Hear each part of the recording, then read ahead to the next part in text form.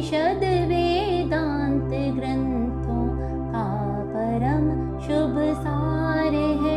गाते जहाँ जन नित्य हरि गीता, निरंतर नेम से रहते वही सुख कंद नटवर नंद नंदन प्रेम से।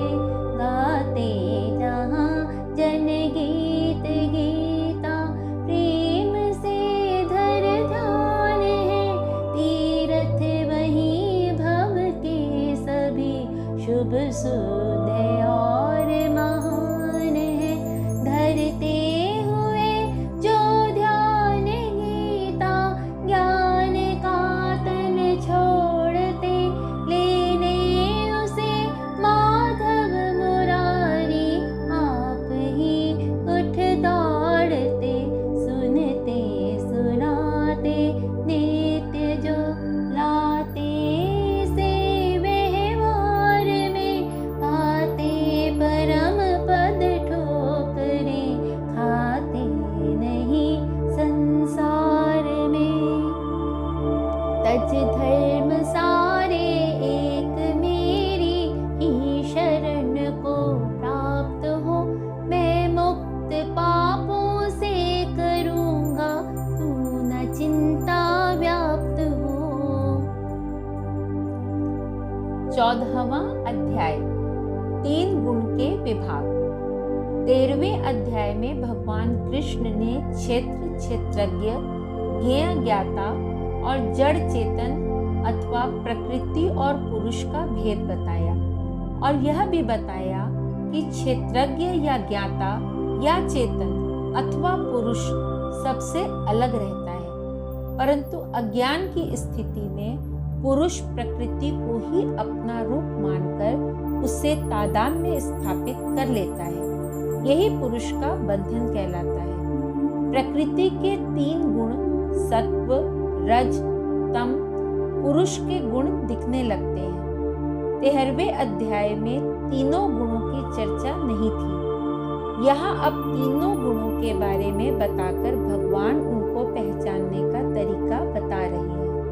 पहचान कर उनसे छूटने का तरीका भी बताएंगे। इन गुणों के बंधन से मुक्त हुए व्यक्ति के लक्षण भी भगवान ने बताए हैं। इस अध्याय को ठीक से समझ लेने पर हम अपने मन को स्पष्ट रूप से देख सकते हैं। जब हम मन को देखने में समर्थ हो जाते हैं, तब मन के प्रभाव से हम मुक्त हो जाते हैं। मन से मुक्ति मिलते ही हमें परम तत्व का ज्ञान अपने आप मिल जाता है।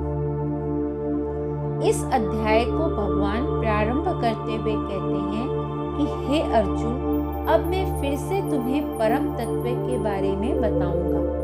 यह ज्ञान उत्तम ज्ञान है। इसे पाकर शोक, मोह, भ्रम से छुटकारा हो जाता है। विचारशील व्यक्ति इसे पाकर बड़ी आसानी से जीवन को सफल कर लेते हैं। उन्हें तो भगवान का ही स्वरूप प्राप्त हो जाता है। वह निर्भय हो जाता है। उसका फिर जन्म नहीं होता। जगत के दुख सुख के परिवर्तनों से वह प्रभावित नहीं होता। भगवान कहते हैं कि जड़ प्रकृति मेरी चेतना से क्रियाशील होती है, तब सृष्टि होती है। सभी जड़ चेतन सृष्टि इसी प्रकार से बनती है। भगवान कहते हैं कि प्रकृति के 3 गुण सत्व, रज, तम होते हैं, और यही चेतन आत्मा को बंधन में रखते हुए दिखते हैं। चेतन तत्व को जड़ प्रकृति कैसे बांध सकती है? पर ऐसा अज्ञान की स्थिति में दिखता है। यह गुण दिखाई नहीं पड़ते, लेकिन इनके प्रभाव को देखकर हम इन्हें पहचान सकते हैं। ज्ञान सत्व का, क्रिया रज का और जड़ता तमोगुण का कार्य है।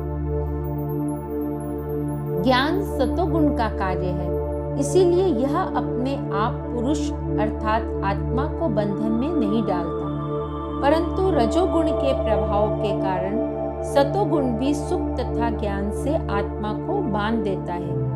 हम सुख ढूंढने लगते हैं और ज्ञान का अहंकार हो जाता है।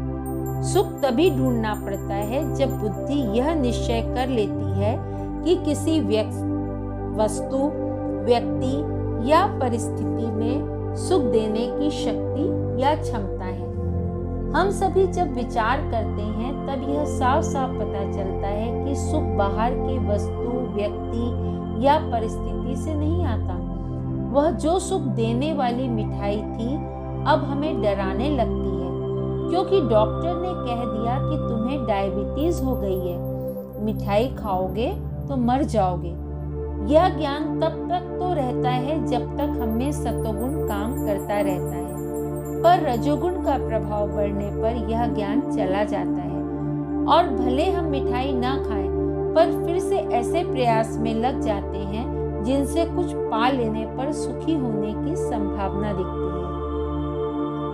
यह जो धोखा हमें होता है वह इंद्रिय सुख के बारे में हो तो सजग रहते हुए आसानी से हम जान सकते हैं कि सतोगुण की कमी और रजोगुण के बढ़ने के कारण हम सुख की कल्पना से बंधे रह रहे हैं। पर जब सुख सूक्ष्म हो जाता है, मन तथा बुद्धि के स्तर से ढूंढा जाने लगता है, तब अपने अंदर की इस प्रक्रिया को जानकर संभल पाना कठिन हो जाता है। भोजन के इंद्रिय सुख की खोज हम जान सकते हैं, परंतु अपनी पत्नी तथा पुत्र से जो प्रेम है उसे हम बंधन समझें, यह जरा कठिन होता है।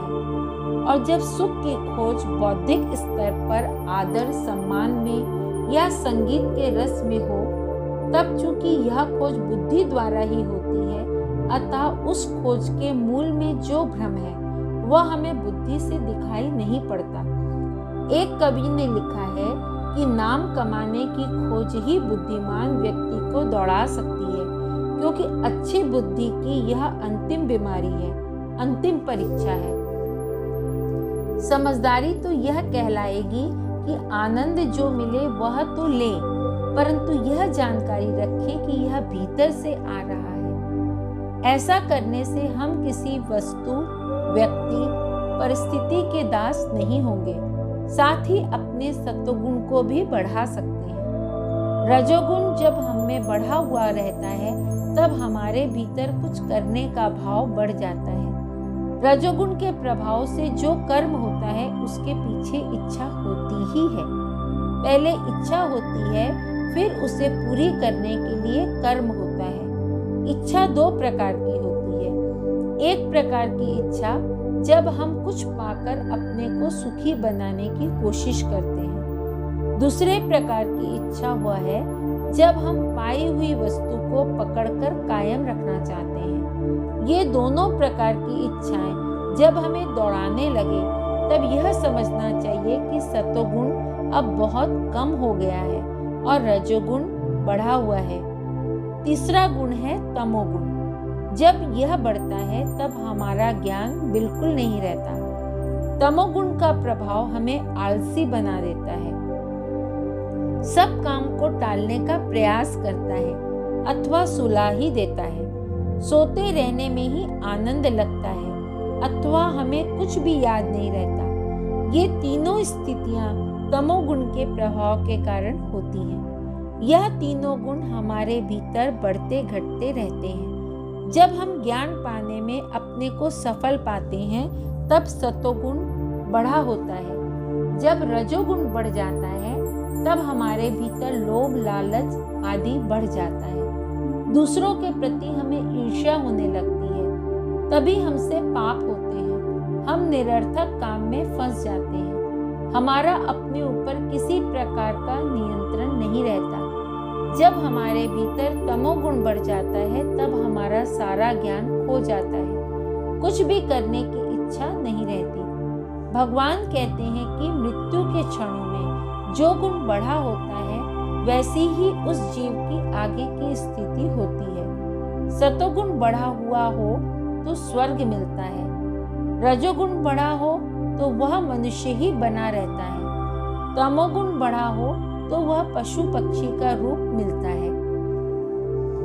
इन गुणों के प्रभाव से अपने को छुड़ा लेने वाला व्यक्ति तो मुक्त ही हो जाता है।